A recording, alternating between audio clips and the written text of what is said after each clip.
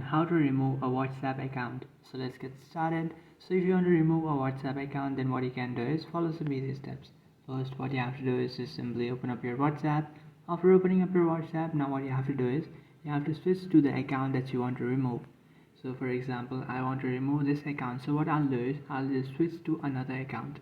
So just tap on settings and then tap on the drop down arrow and then switch to your account, and after switching to that account just simply enter the passkey if you have added one, and then tap on the three dotted icon, then tap on settings. After tapping on settings, now what you have to do is tap on accounts. After tapping on accounts, now you'll find this option which is remove account. Just tap on that, and after tapping on that, now you can remove the account. So here you can see guys the following account. So now what you have to do is just simply tap on remove account, and after tapping on that, your account will be removed. So that's it guys, this is how to remove a WhatsApp account. If you find this video helpful, don't forget to like and subscribe to our channel. If you have any doubts, feel free to comment below. Thanks for watching.